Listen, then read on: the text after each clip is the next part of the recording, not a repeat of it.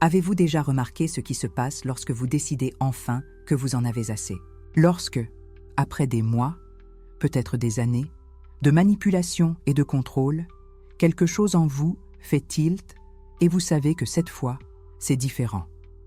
Cette fois, vous allez vraiment vous éloigner. Et juste à ce moment précis, lorsque votre résolution est la plus forte, le narcissique sort cette carte. Une carte si prévisible, si scientifiquement documentée, qu'une fois que vous la reconnaissez, vous ne retomberez plus jamais dans le piège. Aujourd'hui, nous allons démonter le mécanisme neurobiologique derrière la tactique de manipulation la plus désespérée du narcissique, le retour du bombardement amoureux. Et je vais vous montrer exactement pourquoi votre cerveau est programmé pour y succomber. Et plus important encore, comment briser ce schéma une fois pour toutes. Parce que ce n'est pas de la simple psychologie populaire. C'est de la science pure, étayée par la neurobiologie et la psychologie clinique. Et à la fin de cette analyse, vous aurez les clés exactes pour reconnaître cette tactique lorsqu'elle se produit, comprendre pourquoi elle est si efficace, et vous protéger de retomber dans le même cycle destructeur. Permettez-moi de commencer par quelque chose que j'ai observé dans d'innombrables cas cliniques. Il y a un schéma si constant que je pourrais le chronométrer à la seconde. Une personne est en relation avec un narcissique, tolérant le gaslighting, les jeux mentaux, la critique constante. Et puis, quelque chose change. C'est peut-être la goutte d'eau qui fait déborder le vase, l'aide d'un ami, ou simplement l'épuisement accumulé. Mais soudain, cette personne décide de s'éloigner. Et voilà ce qui est fascinant d'un point de vue neurobiologique. Le narcissique ne réagit pas à votre décision verbale. Il réagit à quelque chose de beaucoup plus profond. Il détecte un changement dans votre énergie, dans votre langage corporel, dans ces petits détails imperceptibles de votre comportement qui trahissent que le contrôle lui échappe. Comprenons comment fonctionne le cerveau du narcissique à ce moment critique. Lorsqu'un narcissique perçoit qu'il est en train de perdre le contrôle sur vous, son cerveau subit ce que les neuroscientifiques appellent une réponse de menace d'abandon. Il ne s'agit pas d'amour, ni même d'un attachement authentique.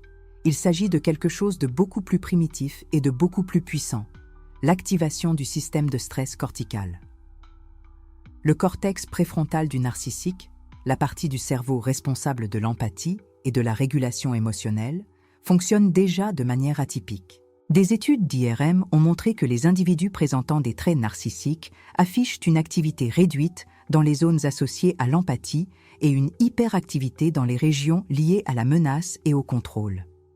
Donc, quand vous décidez de vous éloigner, le cerveau du narcissique ne le traite pas comme « cette personne a le droit de partir parce que je l'ai blessé ». Au lieu de cela, il le traite comme « je suis en train de perdre ma source de validation ». Ma source de contrôle, ma source d'approvisionnement narcissique. Et c'est là que la neurobiologie devient vraiment révélatrice. Le système limbique du narcissique, en particulier l'amygdale, s'active de manière massive. Les niveaux de cortisol, l'hormone du stress, montent en flèche. Ce n'est pas seulement un désagrément émotionnel, c'est une réponse de survie neurobiologique. Pour le narcissique, perdre le contrôle sur vous équivaut à une menace existentielle. Voyez les choses ainsi. Le cerveau narcissique a construit toute une architecture neuronale basée sur le contrôle et la validation externe. Chaque fois qu'il vous manipulait et réussissait à vous faire faire ce qu'il voulait, son cerveau libérait de la dopamine. Chaque fois que votre attention était focalisée sur lui, son système de récompense s'activait. Littéralement, vous êtes devenu sa drogue neurologique. Et maintenant, tout d'un coup, cette source est sur le point de disparaître. La recherche en neurosciences de l'attachement montre que lorsqu'une source de validation ou de contrôle est menacée, le cerveau entre en mode panique. Cela active le système nerveux sympathique, préparant le corps à l'action. Et c'est là que le narcissique sort sa carte la plus prévisible, le retour du bombardement amoureux, également connu sous le nom de hoovering. En français, on appelle ça le retour de l'appel amoureux, ou le hoovering, une stratégie où le narcissique essaie littéralement de vous aspirer de nouveau dans la relation. Et la raison pour laquelle cette tactique est si efficace est entièrement liée à votre neurobiologie et non à votre faiblesse. Laissez-moi vous expliquer exactement ce qui se passe dans votre cerveau lorsque le narcissique revient avec des déclarations d'amour soudaines, des promesses de changement et toute l'intensité émotionnelle qui vous a accroché au début. Votre cerveau possède un système appelé le circuit de récompense dopaminergique. Ce système a évolué pour nous aider à survivre en nous faisant nous sentir bien lorsque nous faisons des choses bénéfiques pour notre survie. Manger, se connecter socialement, se reproduire. Mais il peut aussi être détourné. Lorsque le narcissique vous a bombardé d'amour au début de la relation, ce comportement intense, cette attention totale, ces promesses grandioses, votre cerveau a libéré d'énormes quantités de dopamine. Vous vous sentiez euphorique, validé, spécial. Votre cerveau baignait littéralement dans des neurotransmetteurs de plaisir. Ensuite vint la dévalorisation, le rejet, la critique, le retrait émotionnel. Cela a provoqué une chute spectaculaire de vos niveaux de dopamine. Et voici l'astuce neurobiologique. Lorsque vous subissez une chute soudaine de dopamine après un pic, votre cerveau entre dans un état de manque. Vous commencez littéralement à désirer ce pic de dopamine à nouveau. C'est le même mécanisme qui maintient les gens accros à la drogue, aux jeux d'argent, à tout comportement addictif. Ce n'est pas la substance ou la personne en soi. C'est le schéma de récompense intermittent qui crée une envie neurologique quasiment impossible à résister. Et le narcissique, bien qu'il ne connaisse pas la neuroscience, a intuitivement appris ce schéma. Il sait que s'il revient juste au moment où tu t'éloignes, s'il te donne ce pic de dopamine que ton cerveau désirait tant, il y a une forte probabilité que ton système de récompense prenne le dessus sur ta raison logique. Cela ne signifie pas que tu es faible. Cela signifie que tu es humain avec un cerveau humain qui fonctionne exactement comme il est conçu pour fonctionner. Mais voici ce que la plupart des gens ne réalisent pas. Le retour du bombardement amoureux ne vise pas seulement à te faire te sentir bien temporairement. C'est un recalibrage stratégique du contrôle. Le narcissique teste s'il peut encore activer ton système de récompense. Il mesure si son influence neurologique sur toi existe toujours. Et chaque fois que tu reviens après le hoovering, tu renforces le circuit neuronal qui associe le narcissique à la récompense. Tu renforces littéralement les voies neuronales qui te maintiennent piégé dans le cycle. J'ai vu des cas où des personnes sont parties et revenues 5, 10, 15 fois. Et chaque fois, le schéma devient plus profondément enraciné dans leur neurobiologie. Les voies neuronales deviennent des autoroutes. Le schéma devient automatique. La neuroplasticité, la capacité du cerveau à changer et à former de nouvelles connexions, fonctionne dans les deux sens. Elle peut t'enfermer plus profondément dans le schéma ou te libérer. Tout dépend des comportements que tu renforces. Maintenant, tu te dis probablement, si ce n'est que de la neurobiologie, comment suis-je censé lutter contre mon propre cerveau? Et c'est exactement la bonne question. Car comprendre le mécanisme ne suffit pas. Tu as besoin de savoir comment cette tactique se déploie dans la vie réelle, quels sont les signes spécifiques, et ce qui se passe réellement sous la surface quand le narcissique revient avec des promesses de changement. Tu as besoin de comprendre pourquoi les mots qu'il utilise sont si soigneusement choisis, pourquoi le timing est si précis, et pourquoi ton corps réagit de la manière dont il réagit, même quand ton esprit sait mieux. Car voici la vérité inconfortable. La connaissance intellectuelle que quelqu'un est narcissique ne suffit pas à te protéger. Ton système limbique, la partie émotionnelle et réactive de ton cerveau, ne parle pas la langue de la logique. Il parle la langue des schémas, des hormones et des circuits neuronaux profondément enracinés.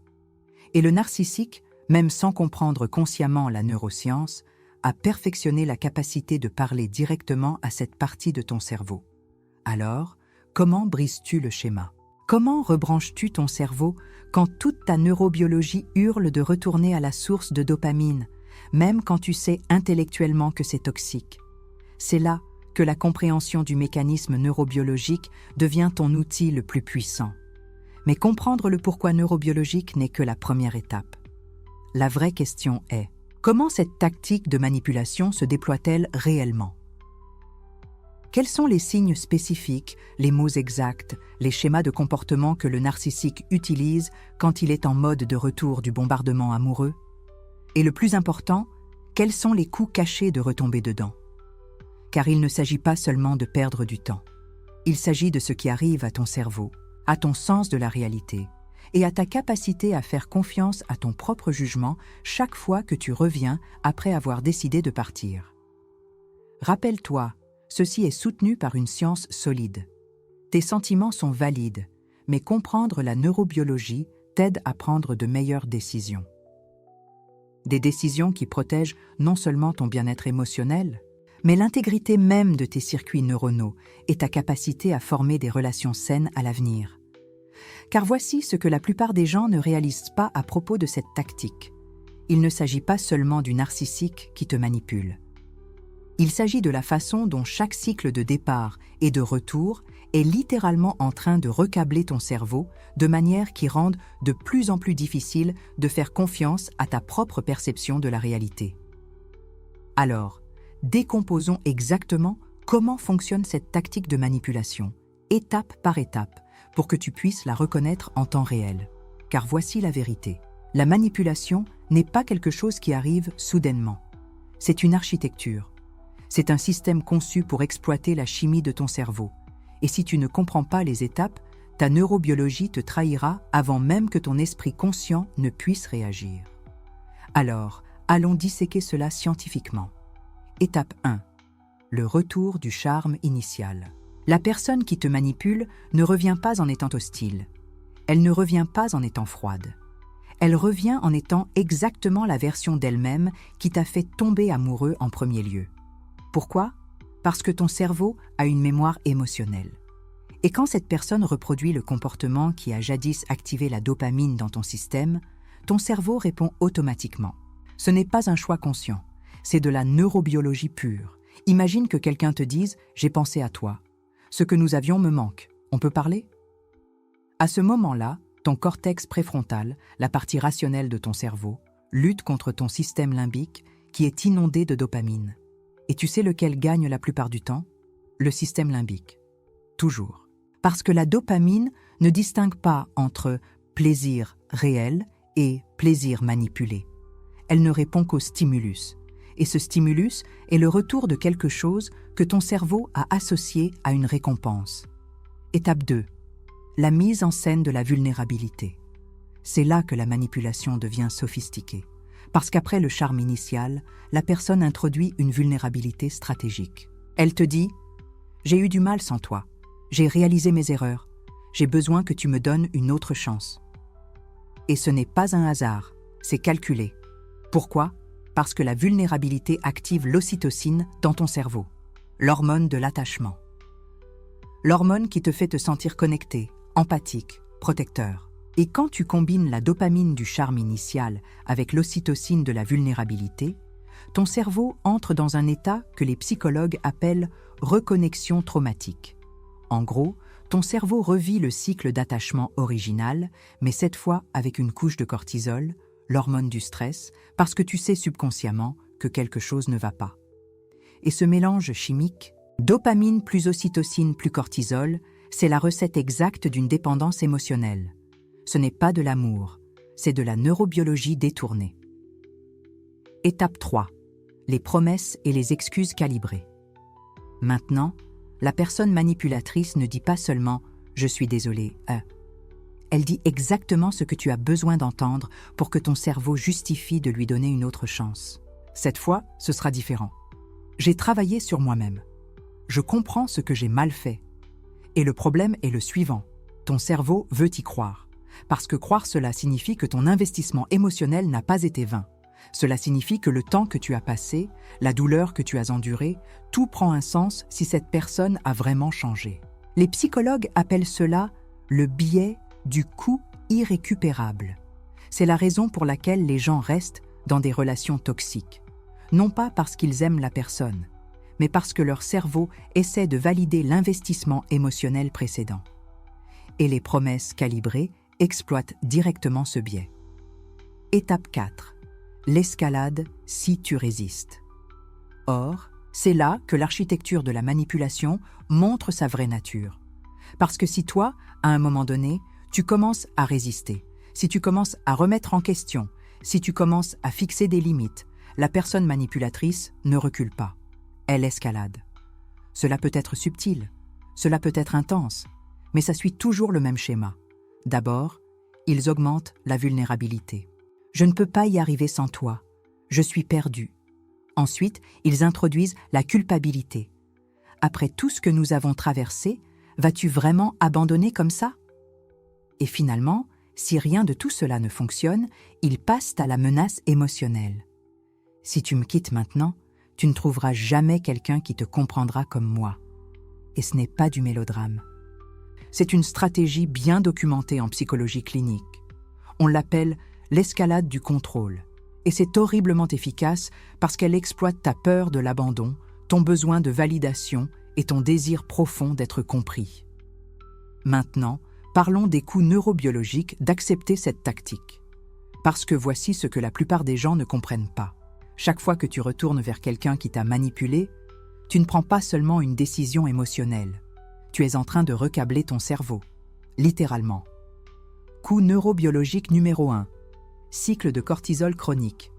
Chaque fois que ton cerveau détecte une incohérence entre les promesses de quelqu'un et son comportement réel, il libère du cortisol.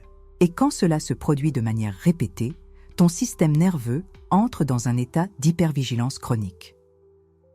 Qu'est-ce que cela signifie concrètement? Cela signifie que ton corps est constamment en mode combat ou fuite.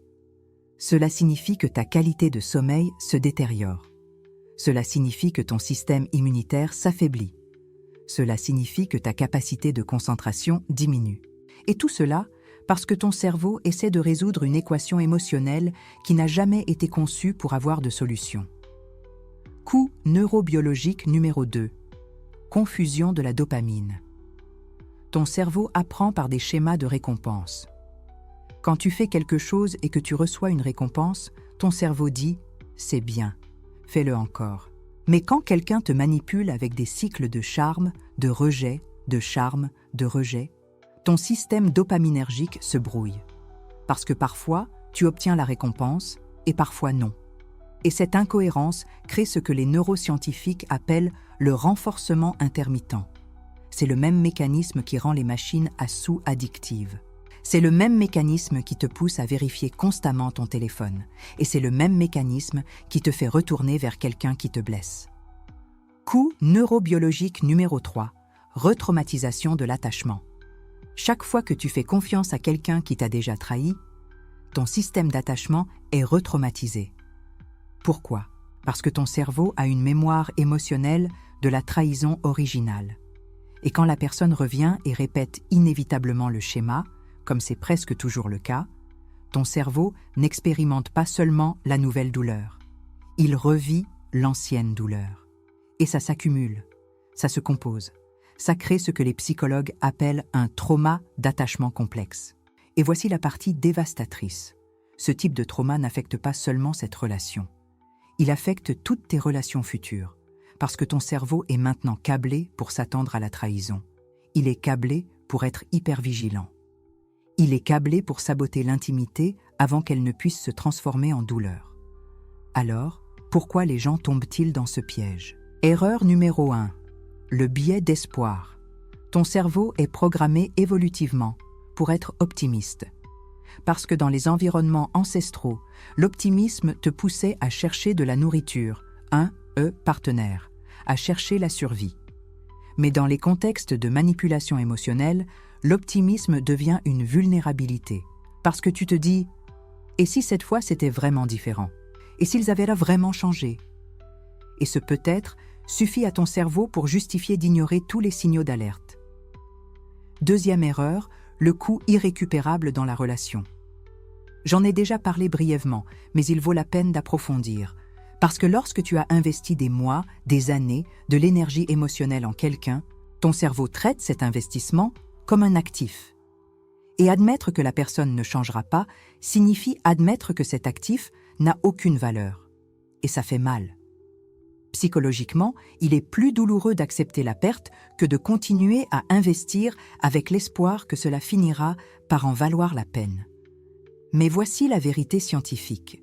Le temps passé est un coût irrécupérable. Il ne se récupère pas.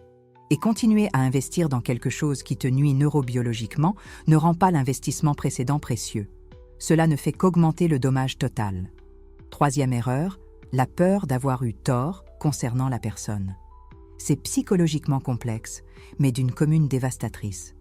Parce que si tu admets que la personne te manipule, tu admets implicitement que ton jugement était défectueux, que tu n'as pas vu les signes, que tu t'es permis d'être vulnérable avec quelqu'un qui ne le méritait pas.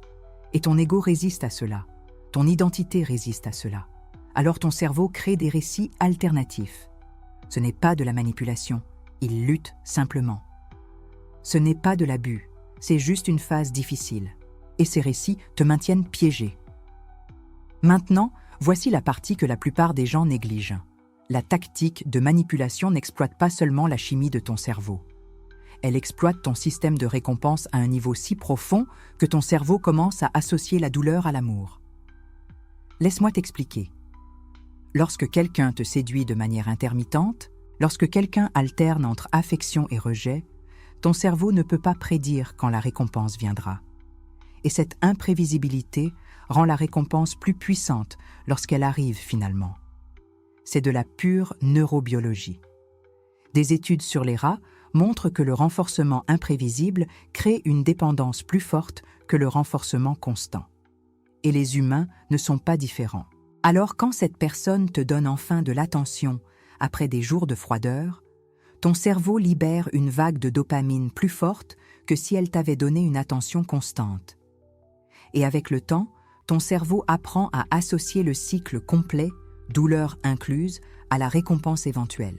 Et c'est là que tu es neurobiologiquement piégé, parce que maintenant, tu n'es pas seulement attaché à la personne, tu es attaché au cycle. Et voici le danger caché que personne ne te dit. Si tu acceptes cette tactique une fois, tu entraînes la personne manipulatrice à l'utiliser de nouveau. Parce que du point de vue du narcissique, ça marche. Ils sont revenus. Ils ont montré une vulnérabilité calculée. Ils ont fait des promesses. Et tu as cédé. Alors la prochaine fois qu'ils voudront le contrôle, la prochaine fois qu'ils voudront la validation, la prochaine fois qu'ils voudront un pouvoir émotionnel sur toi, ils sauront exactement quel bouton appuyer. Et le cycle se répète. Mais chaque fois, il s'intensifie. Parce que maintenant, la manipulation a un précédent. Elle a un succès passé. Et elle a ta complicité inconsciente. C'est de la pure science, soutenue par la neuroscience et la psychologie clinique. Et si tu penses, mais peut-être que ma situation est différente, laisse-moi être clair, tes sentiments sont valides. Mais comprendre la neurobiologie t'aide à prendre de meilleures décisions.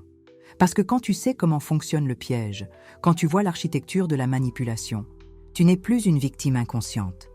Tu es quelqu'un avec un pouvoir conscient de choisir. Maintenant que tu comprends le piège, voici la partie cruciale que la plupart des gens négligent.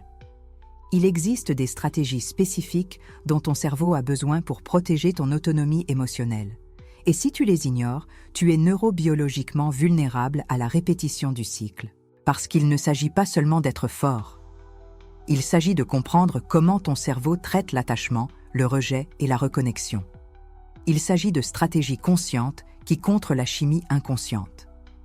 Alors, comment brises-tu ce cycle? Comment protèges-tu ton autonomie émotionnelle quand ta propre chimie cérébrale est détournée?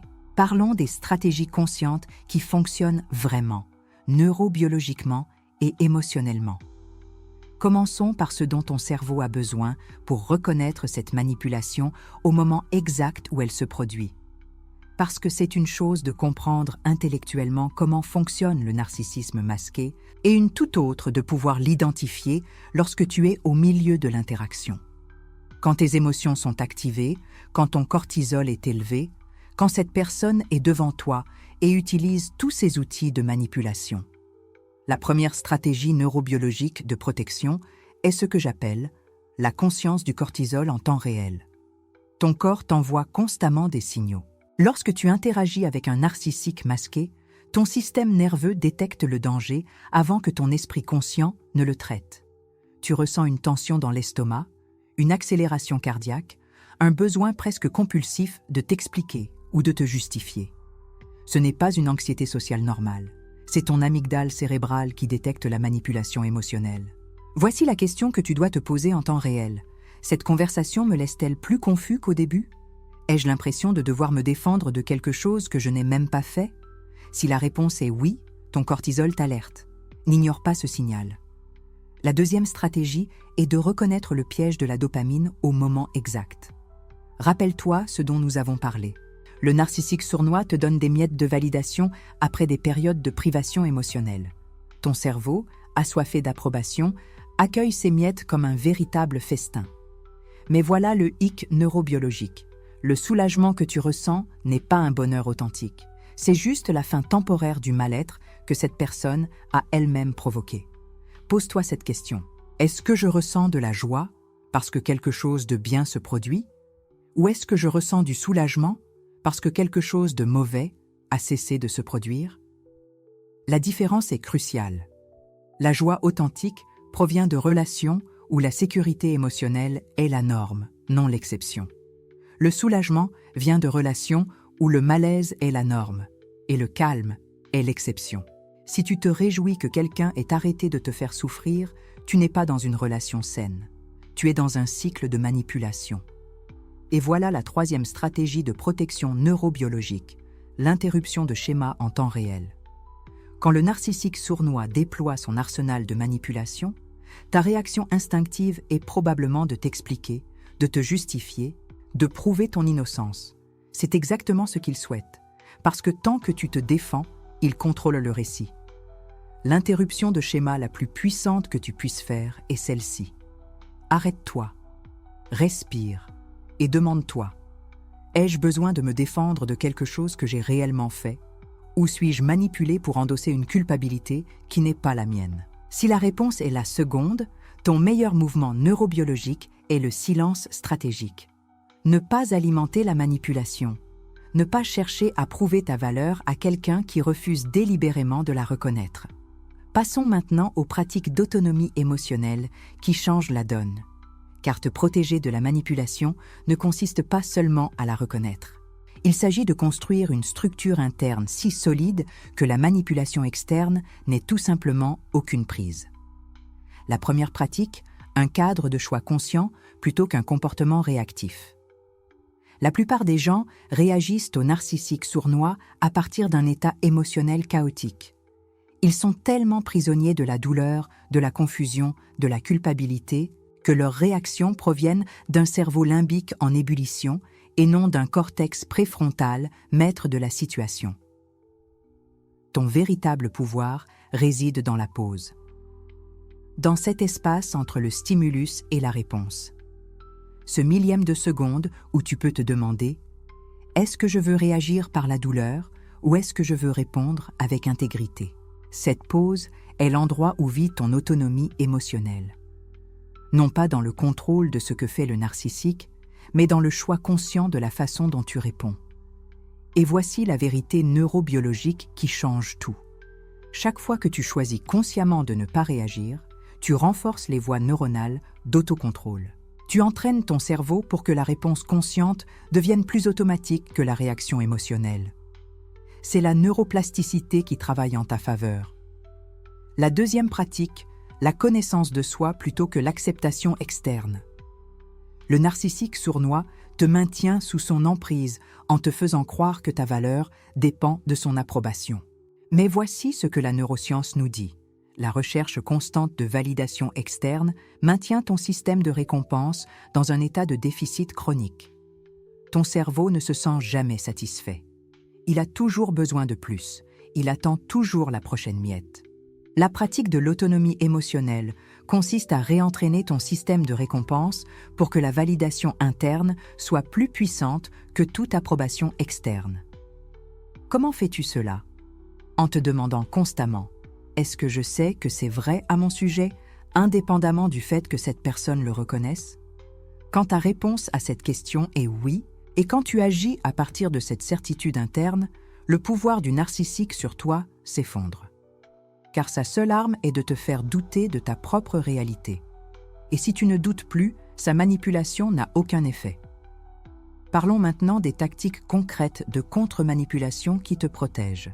Car parfois, il ne suffit pas de comprendre. Tu as besoin d'outils spécifiques que tu peux utiliser dès demain. La première tactique, la technique de la pierre grise. c'est de la pure mécanique comportementale. Le narcissique sournois se délecte de ta réaction émotionnelle. Ta douleur, ta confusion, ton besoin de te justifier, tout cela alimente son ego.